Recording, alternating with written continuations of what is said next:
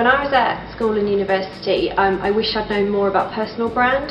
So personal brand is how you portray yourself to everyone around you. It's everything from how you dress to how you stand to what you're saying.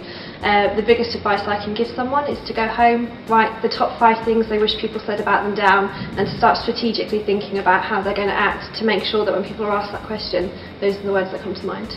I think for me, I wish I had known when I was at school how valuable it would have been to have gone to university. I did my studies, MBA and BSc, in later life with the Open University, and I believe I missed out on a great experience. I think these days for people entering the world of work, it's really different. I graduated in 2000, had an English degree, and I thought having a degree was enough. And after sending about 200 CVs, realised that clearly having a degree wasn't enough. So I think for me, I'd really wish I'd known the importance of work experience and really being able to demonstrate your competencies.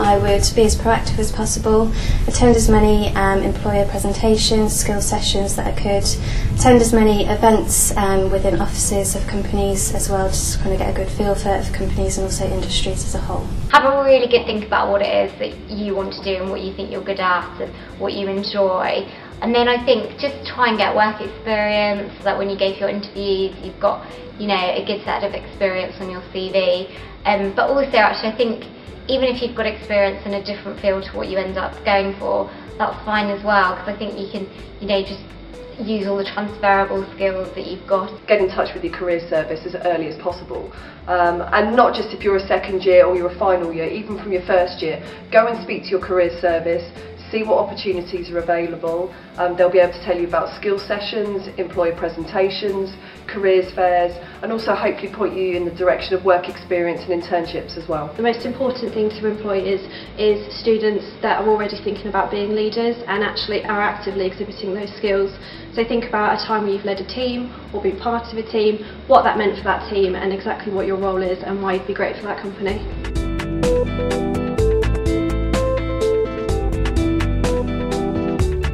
Internship programme is a really good talent pipeline to get good graduates for the future. So we're looking to really build on that over the next year or so, and then hopefully in years to come all our really good graduates will actually be coming from the people who came and did work experience with us. The great thing about Tesco is we have 19 graduate programmes. So we have a structured 2-year training programme. The first year allows people to settle in, get more familiar, understand the foundations of leadership, and then the second year is about really putting them into a stretch situation that challenges them further and prepares them to be a manager at Tesco. We're fairly prepared.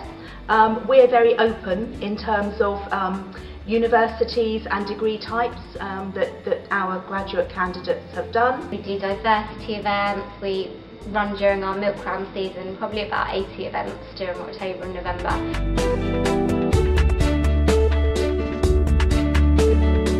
I can think of several things that are particular bugbears of mine. One is the students who turn up knowing nothing about the organisation.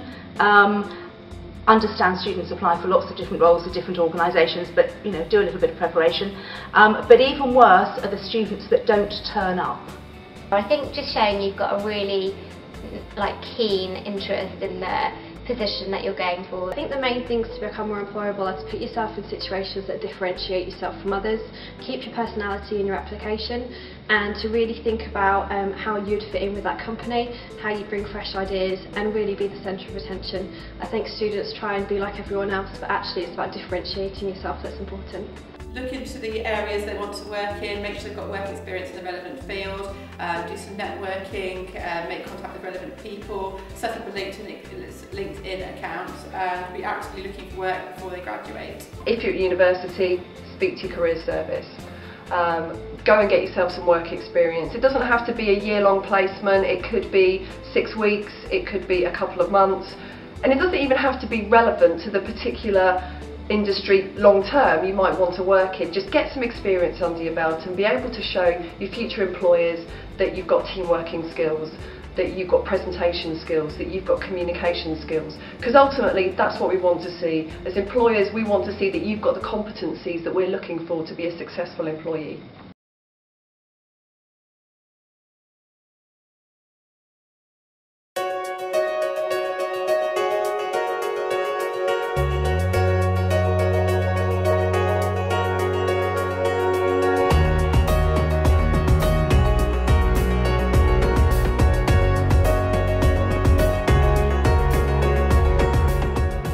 So the event today, Engineer Your Future, is absolutely ideal for those people, and particularly women, who have a passion for engineering and science and are looking for how to deploy that in the field of work. The girls arrived this morning and obviously got to know each other a little bit, but we did that through some keynote speakers talking about confidence and talking about how to present yourself in the world of work. We've moved on to look at skills and the types of skills that employers are looking for, facilitated by employers for the attendees. I applied to this event because of my passion for engineering, really. I am part of Engineers Without Borders, and I was told about the event there actually. And essentially I just really wanted to know about the different ways in which being a woman can help us in the next stage for our applications. I'm a final year student, so I hope to get a job at one point. So like, this event is useful to talk to the different career people and see what they're looking for and how I can best portray that. I applied for this event to just try to gain more knowledge, especially when I'm going to apply for placements in my placement year. I applied for this event because I wanted to meet some of the big companies and know more about their graduate schemes and exactly what they're looking for in the application process.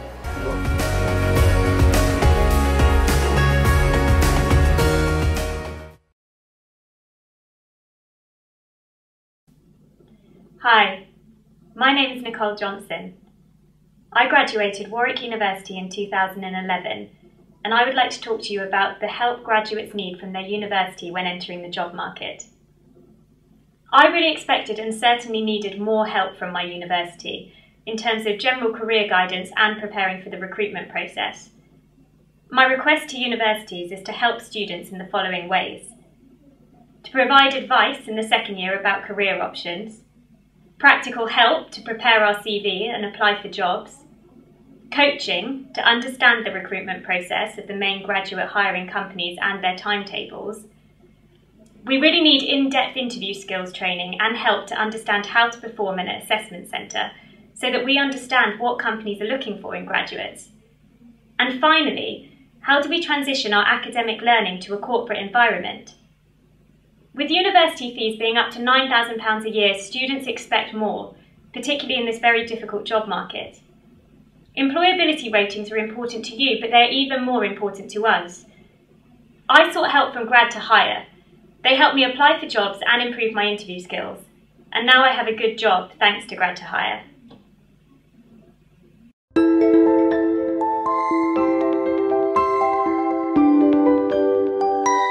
I think the benefit of having a society run by students is that whatever we want, our fellow students want. The problem with having someone that organise it for us is they may not get very high turnouts because what they are offering might not be attractive to students, whereas we know what kind of our mates want to see from our society.